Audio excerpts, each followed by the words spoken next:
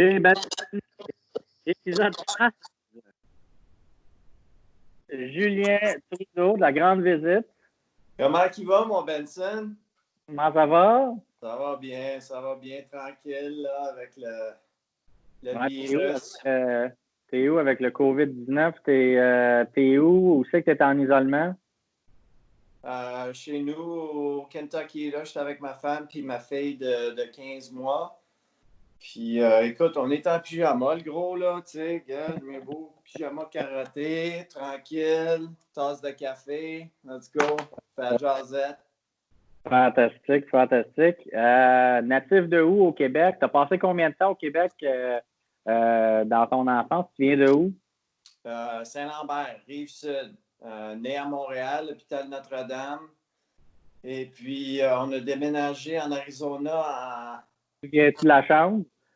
à 2h32, je pense. 7h15. 8 livres, 2 onces. 92. On a déménagé en Arizona. Donc, j'avais 11 ans. Puis, c'est ça. C'est ça qui est ça.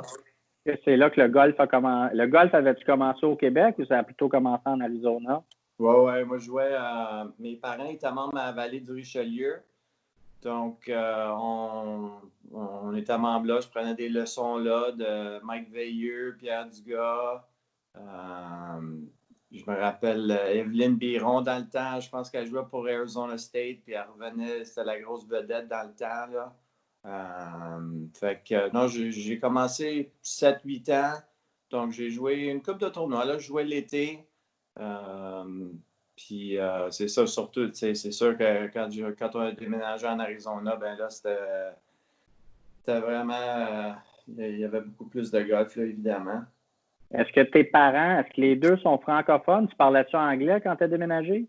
Non, mais on a pris des leçons, mais des cours d'anglais. Je me rappelle, après l'école, on prenait des cours peut-être 2 fois par semaine juste pour avoir les bases, là. Par exemple, ma mère vient de Saint-Lazare, puis sa mère, ma grand-mère, elle ne parle pas anglais. Donc, c'est un peu tough avec la femme, là, quand on lui parle au téléphone ou quoi que ce soit. Puis mon père, lui, je pense c'est Verdun ou Montréal, mais francophone aussi. Mais quand on a déménagé, là, il y avait à l'école où on est allé, il y avait un English Second Language, là. Fait que c'était assez. La transition était assez facile.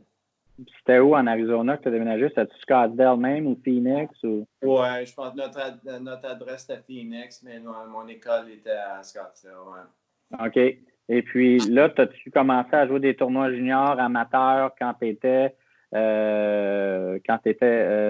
rendu en Arizona? Oui. Mais j'en avais déjà joué au Québec. Puis là, quand on a déménagé, ben la première été, boum, là, il y avait Junior Golf Association of Arizona. Là, il y avait plein de tournois. Puis je jouais au golf l'été en Arizona. Je ne sais pas s'il y en a beaucoup qui ont voyagé en Arizona, mais c'était pas. Ouais, c'est pas chic, hein? Il faisait pas froid. Fait que, mais en tout cas, non, c'était bien le fun. Puis j'ai joué au baseball aussi en grandissant. Donc, j'ai joué à Longueuil, puis à Brossard. Donc, ça aussi, j'ai continué à jouer au baseball en Arizona quand on a déménagé. Tu as quand même eu une belle carrière là, junior et chez les amateurs pour être capable même de dénicher là, un scholarship. Parle-moi de ton expérience au collège et puis un peu amateur. As-tu joué des US Amateurs, des choses comme ça? Ouais, un US Amateur, en 2002, c'est Ricky Barnes qui a gagné. C'était où? J'avais bien joué. Tu l'as-tu joué celle-là, toi? Non, je jouais même pas dans ce temps-là. OK. L'année que j'ai commencé à jouer des tournois, c'est l'année que toi et moi, on a joué là, sur la Coupe Wellington, représentant le Québec là, avec Éric Couture et Lee Curry. Ouais. C'était où ton US amateur que tu as joué? Oakland Hills. Ouf, Ouais, fait que quand même. c'est une méchante belle track, là. Puis, Puis nous, où on a joué, c'était à Shaughnessy, à Vancouver. Ça aussi, c'était assez difficile. solide. Ouais. Très, très solide. Fait que t'as été, parle-moi des Shockers. C'est où les Shockers? Comment c'est arrivé? Avais-tu eu beaucoup d'offres ou comment tu t'es ramassé là? Ouais, j'ai eu probablement 4 ou 5 offres. Je n'étais pas une grosse vedette, mais le coach à Wichita State, ben, j'avais comme un agent de recrutement là, qui nous a aidés à trouver certaines écoles qui avaient des scholarships ou avaient de l'intérêt. Puis le coach à Wichita State, Greer Jones, lui, il a joué sur le tour pendant 10-15 ans. Donc, je voulais aller où j'allais apprendre à jouer au golf, vraiment. Là, je voulais pas un chauffeur de bus comme coach. Là, OK. Puis là, maintenant, en 2020, là, c'est rendu que tu vois les coachs à l'université, c'était des joueurs. Tu vois des gars comme des Canadiens comme John Mills, Brandon J.C. Webb, Deacon. J.C. Deacon. Fait que, c'est des jeunes qui sont des bons joueurs. Donc, pour moi, c'était ça, d'aller quelque part à Wichita, puis sortir de l'Arizona un peu. Là, je voulais avoir un peu d'indépendance, puis voir comment ça allait aller. Puis, écoute, j'ai eu une très belle expérience à Wichita. Je ne retourne pas souvent, c'est juste c'est difficile. Parce que, écoute, je suis sur la route 30-35 semaines par année. Donc, voyager, là, j'aime ça coucher dans mon lit des fois. Là. Absolument. Quand est-ce que tu as décidé de tourner pro? Puis c'était quoi le cheminement là, de ta carrière amateur collégiale à tourner pro? Parce que tu as quand même eu du succès, puis tu peux pas être passé plus proche là, d'une carte du PGA Tour. Là. Fait que parle-moi de tes années professionnelles. Ouais, ben j'ai tourné pro. Écoute, j'ai gradué de l'université, puis après, ça, c'est quand je t'ai rencontré. Là, je suis venu au Québec pour jouer le Duc de Kent, puis le Tunis, puis l'amateur. Puis on a fait la Coupe Wellington. Puis après ça, c'était vraiment l'automne, peut-être l'hiver, que j'ai tourné pro. Puis j'en ai arraché pas mal là, au début. Mais quand je suis revenu, j'ai joué le circuit New England Tour pendant une couple d'années. Puis après ça, je faisais des Gateway Tours en Arizona l'hiver. Et puis, fait que j'en ai arraché un peu là, le Canadian Tour aussi, mais pas avant 2007, c'est là que j'ai vraiment commencé à bien jouer. Puis 2009, c'est quand j'ai manqué ma carte par une shot là, au Q-School. Puis, comment tu as fait la transition? Écoute, moi, tout le monde la connaît, là, mon histoire de cadet. J'ai jamais, tu n'as pas d'application pour ça. Là, tu t'appliques pas pour une job de cadet sur PGA Tour. Souvent, c'est des amis. Comment tu as commencé à cadet? C'est qui t'a. Y a-tu quelqu'un qui t'a invité à cadet? Comment ça fonctionne? Ben, écoute, mon premier pro, c'était ma femme. J'ai cadé pour elle sur le circuit Symetra Tour.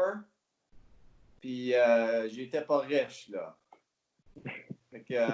Mais ça, c'était en 2011, là, que je l'avais rencontré sur le Big Break. Puis après, c'est là que cet été-là, on était dans sa Volkswagen Passat, puis on faisait le tour du nord-est, puis Virginie, Pennsylvanie.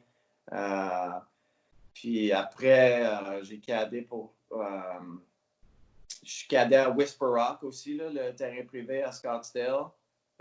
Cet hiver-là. Et puis, au printemps, j'ai cadé pour Chris Barilla. 2 tournois, je pense, sur le circuit. C'était le Nationwide Tour, là, le Corn Ferry maintenant. Et puis, après, son ancien cadet à lui m'a dit, écoute, tu devrais parler à Graham Dillette parce qu'il vient juste de lâcher son gars. Puis il trouve quelqu'un, il cherche quelqu'un. Fait que j'ai envoyé un message parce que je n'avais pas son numéro de téléphone. J'ai envoyé un message sur Twitter, un message direct, parce que lui, il me suivait, puis moi, je le suivais, tu sais. Fait que, puis 2 jours plus tard, il m'appelle. Il dit, écoute, tu venais cader pour moi à Hartford, Greenbrier, puis Congressional. Je dis, yes, sir. Puis ça a assez bien été, là. Fait que ça a duré 6 ans et demi. Puis on ne sait jamais. Peut-être que on espère qu'il va se guérir, puis tout ça, mais... Ouais, je l'ai eu en entrevue, Graham. C'est tellement un bon gars. C'est incompréhensible parce qu'il il est tellement en forme physique. Il est tellement en bonne forme et on ne comprend pas pourquoi il est tout le temps blessé comme ça. Donc, Graham se blesse. Julien Trudeau est encore sur le circuit de la PGA. Heureusement, toi, tu n'as pas cadé pour Mark Hubbard, donc tu as une bonne réputation comme cadé. Man, Mark est spécial, mais il joue bien, hein? C'est incroyable. Oui. Il est hot. Ouais, fait quand c'est arrivé, quand sa blessure, ça c'était au 2017, au mois d'octobre, novembre, là, on s'est retiré du tournoi en Corée. Donc on est revenu. Fait que là, je ne savais pas qu'est-ce qui allait arriver. Là. Il va-tu être correct? Ça va-tu être 1 mois? Ça va-tu être 3 mois, 6 mois? Puis lui aussi, il ne savait pas. Fait que moi, dans ma tête, c'est mon gars. Là, Graham DeLaet, that's my guy. Puis, fait que là, j'essayais j'ai appelé d'autres cadets pour voir, écoute, y a-tu quelqu'un? Puis mon premier haut sac en 2018, mois de janvier, c'était Ricky Barnes à Bob Hope, là, à Palm Springs. C'est son frère qui m'a dit, écoute, appelle Ricky, je pense qu'il n'y a personne, il cherche quelqu'un pour... Donc, fait que cette année-là, 2018, ça a été assez tough. J'ai cadé pour Russell Knox une couple de fois. Son gars était pas capable de cader ces semaines-là. Puis, j'étais comme le bullpen. S'il y avait un gars un cadé qui son kid, où sa femme était enceinte, puis elle a accouché, ben, il m'appelait, puis j'allais cader. Donc, c'est top de cader pour quelqu'un pendant juste une semaine, parce qu'ils ne connaissent pas leur game. Tu ne peux pas vraiment les motiver, tu n'as pas vraiment acquéri ce droit-là, right? Fait que c'était une année difficile. À la fin d'année, j'ai cadé pour Lanto Griffin. 2 tournois sur le tour, puis après, j'ai fait les web finals avec lui. Puis il a juste manqué sa carte. Puis là, maintenant, ben, écoute, il a gagné à Houston. Puis, Mark a fini 2e. Ouais, c'est ça. Fait il connaît une très bonne saison. Puis ensuite, j'ai cadé pour d'autres gars. Puis là, je suis rendu avec Adam Long. Là, ça fait 1 an. Comment ça s'est fait avec Adam? C'est qui vous a c'est qui t'a approché pour avoir Adam Long? Son coach, Josh Gregory. On savait texter avant, mais j'avais des petits jobs ici. Puis là, j'ai cadé pour Colt Knost aussi, pas mal, là, pendant ce temps-là. On a eu du fun. Mais c'est ça, Josh, il m'a appelé, puis il dit, écoute, si tu veux travailler pour lui. Puis Adam aussi, il avait contacté comme ses chums sur le tour, puis demandé qu'est-ce que vous pensez de Julien, blablabla. Puis ouais, c'est ça. Fait que ça fait depuis Quail Hollow là, à Charlotte l'année passée. Parce que ça l'aide beaucoup. On rit souvent là, que j'ai cadé pour Marc, mais ça l'aide beaucoup. Une réputation de cadet travaillant, de cadet à son affaire, un gars qui est préparé.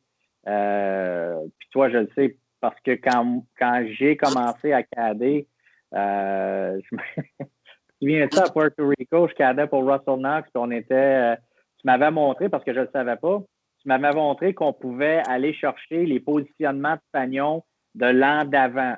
Donc, le tournoi d'avant, tu avais juste à aller au trailer, si tu veux, là, des officiels de golf pour avoir accès aux positions de fanion de l'année d'avant.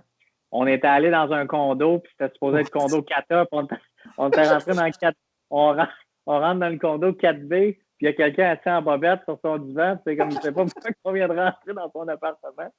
C'était pas trop de trailers, c'était le bureau des officiels cette semaine-là, non? Non, ben, c'est toi qui m'as montré ça, puis je sais qu'on a marché souvent, puis tu me montrais quand tu mets la tige pour voir dans le milieu du fairway, puis tout ça.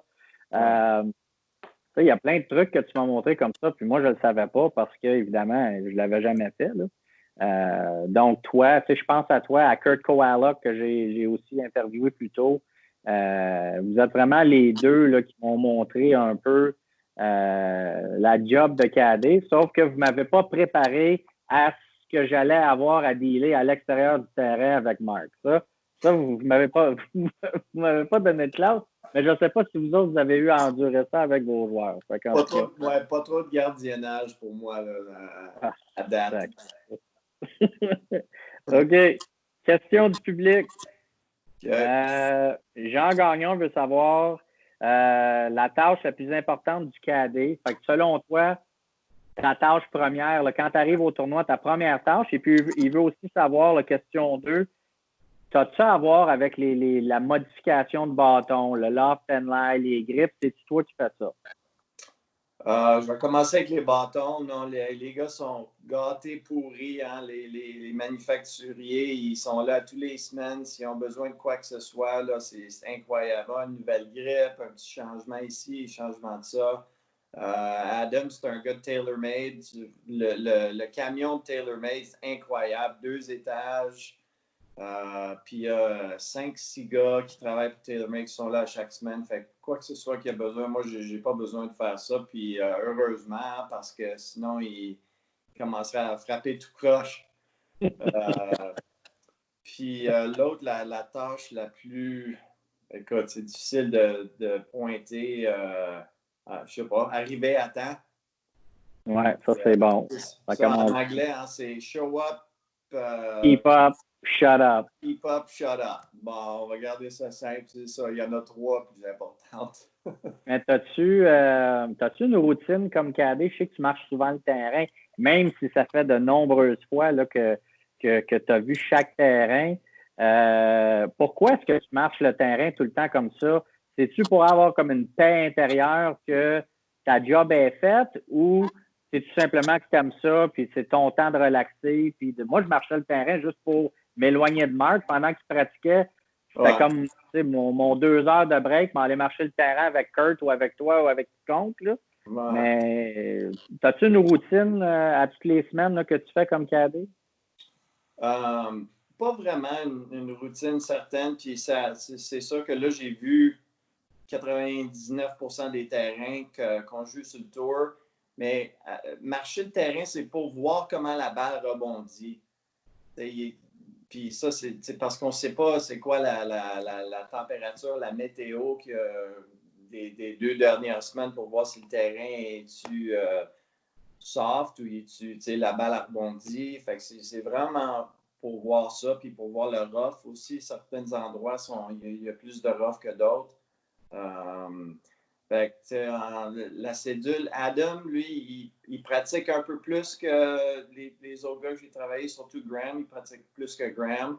Donc, c'est tough des fois pour moi de m'éloigner puis aller marcher le terrain, soit le lundi ou le mardi. Mais là, on est dans les pro-am, vu qu'il a connu une bonne saison l'année passée. Fait que ça aide à avoir le terrain le mercredi. C'est le jour avant le tournoi, donc tu vas avoir un bon feeling pour comment la balle réagit là, sur le gazon. Parce que c'est vraiment avec c'est le fun que tu mentionnes ça, parce que les gens à la maison le savent pas, mais le système d'agronomie sur le PGA Tour, puis l'équipe d'experts, là, souvent, là, quand c'est une semaine parfaite de météo, le terrain le mardi matin, quand tu fais ta ronde de pratique, puis le terrain le vendredi après-midi, là, c'est pas la même chose du tout. Là. Tu passes de des balles des verres très réceptifs à des verres durs comme de la brique. Là. C'est vraiment c'est incroyable. OK. David Chambella, est-ce que c'est difficile de changer l'idée d'un joueur, même quand tu sais qu'il a tort? Admettons que tu le sais que c'est un 8, puis lui, il a un 7 dans les mains.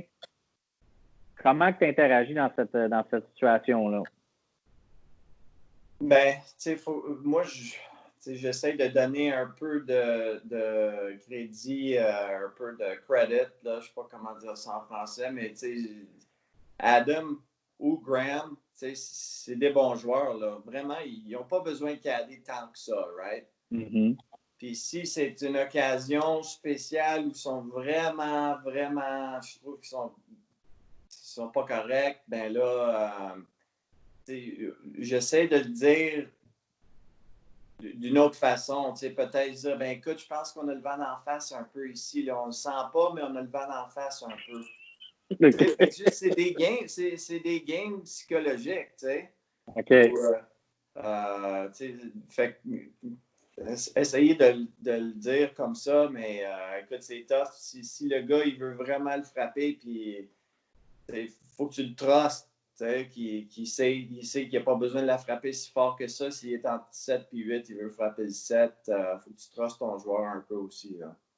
Puis non seulement ça, ils vont faire un meilleur swing avec le bâton qu'ils sont convaincus que si toi, tu leur donnes un autre bâton, puis même s'il a frappe par-dessus le verre avec un 7 ou short, puis il a fait un bon swing, mais dans sa tête, ça va moins trotter dans la tête que si tu as donné un bâton puis il l'a manqué, là, right. Sideways. Là. Michel Normand veut savoir à quelle fréquence es-tu appelé à lire les potes? J'en lis pas beaucoup avec Adam. Peut-être 1 ou 2 par tournoi. Puis c'est toujours des potes de 6-7 pieds qui ont l'air tout droit. Puis il veut savoir si tu penses-tu qu'elle va aller à droite un peu ou aller à gauche un peu. Ça dépend du joueur. Hein. Il y en a qui n'ont pas lu un pote de leur carrière. Puis Graham, lui, j'en lisais un peu plus. J'en lisais. Ça dépendait du tournoi. Des fois, il y avait un bon feeling sur les verres. Des fois, j'en lisais pas. Puis d'autres fois, j'en ai lu la moitié. Ou quand il était découragé, il dit I'm done. Puis il dit c'est toi qui lis les greens. Fait que moi, je lisais les greens. Puis j'avais les doigts croisés. Hein? Moi, avec Marc, c'était souvent. Marc a grandi au Colorado, donc il est vraiment habitué. Colorado, il a été à l'école à San Jose State, donc il est vraiment habitué sur le gazon nordique, comme on a au Québec. Là. Dès qu'on arrivait en Floride, j'avais plus de input, si tu veux. Le Bermuda, lui, il n'a jamais vraiment joué là-dessus. Là. Donc, j'avais plus à faire là-dessus. Dernière question du public, Eric Ross. Meilleur truc pour jouer un lendemain de veille? Ben, écoute, un autre drink. J'aime ça. Un autre vodka le matin, quoi? Une journée de tournoi ou une journée de... Non, une journée normale. Un vodka Marc et moi, on appelait ça des Faderade, là, un vodka Gatorade. Fantastique. Fantastique. OK, Yogi's Rapid Fire. Équipe sportive préférée? Canadien. Bleu, blanc, rouge. Il est temps qu'on ait une bonne réponse parce que j'ai eu tellement de Maple Leafs là, dans mes... je suis capable. La pire marche sur le PGA Tour, la marche la plus difficile. Kapalua. J'y ai jamais été. Ben, Reno number 2. Reno, c'est tough en tapant aussi. Le pire coup que tu as vu sur le PGA Tour? Écoute, Graham, il en a shanké une à l'Omnium britannique, puis on n'a pas jasé pendant 2-3 trous après ça. Hein. J'y ai laissé faire cette petite affaire-là. Au numéro 10 à Muirfield, il s'en rappelle. Tu vois, il ne me l'a pas dit, ça. Quand je l'ai interviewé, il m'a parlé. Il y a eu une séquence dans sa carrière où est-ce qu'il frappait des pop fly avec des bois 3, là. À Hawaï? Ouais, c'est ça. Ouais. C'est celle-là qu'il m'a dit. Ton breuvage préféré sur le terrain de golf, quand tu joues avec tes chums, as-tu un go-to adult beverage? Miller Lite. Oh, c'est pas canadien, ça? C'est quoi, ça? Écoute, je peux pas trouver de la batte ici au Kentucky, hein? Julien Trudeau, thank you very much. Merci de ton temps et puis bonne continuation quand le PGA Tour reprend, là, évidemment. J'espère être à RDS et puis couvrir Adam Long et Julien Trudeau. C'est bon, merci toi aussi. Bonne saison, hein? Merci. Salut. Salut.